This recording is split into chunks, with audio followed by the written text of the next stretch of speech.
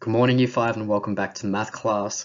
Today, I'd just like to have a look at yesterday's lesson and what we learnt, because I did see there are a few of us getting a bit mixed up, okay? When we're estimating, we're actually looking to find a rough answer to a question without actually doing the calculations, okay? We find simple answers using the rounding process, where we round our numbers up or down to find the most simple whole number. Okay, Year 5, time to practice our skills.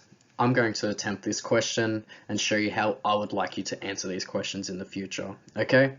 So the question is telling us there are 21 people on each school bus and there are 3 buses in total parked outside of the school. Now, we want to know the estimated amount of passengers in total on these buses. First and foremost, I would look at the number 21.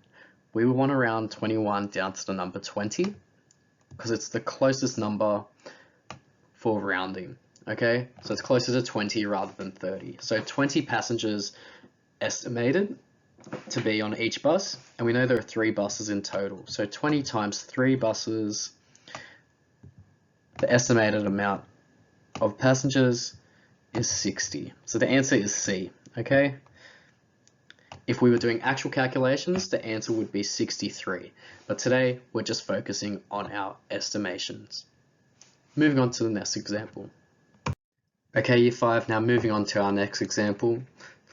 Mr. McCarthy is making milkshakes for dessert. The recipe is asking for 10.7 grams of sugar per drink. If I'm making 6 milkshakes in total, what is the estimated amount of sugar I will need? Okay, first and foremost, let's round our numbers again. So 10.7, the way I would make this as easy as possible to estimate, I would change 10.7 to 11. Let's change 10.7 to a whole number, okay? So we're roughly getting 11 grams of sugar per drink. Now, using our multiplication skills, we know 11 grams of sugar per drink.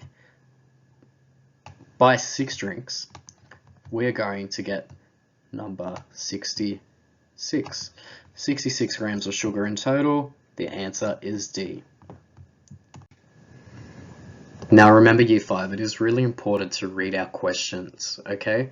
So we are looking for the estimated amount of sugar. We're not looking for the actual amount of sugar, so 64.2 would be the actual amount, but that's not correct today. Today we're looking for estimated amounts, and that would be 66 because we are rounding up to the next number. We're trying to make it as easy as possible to understand.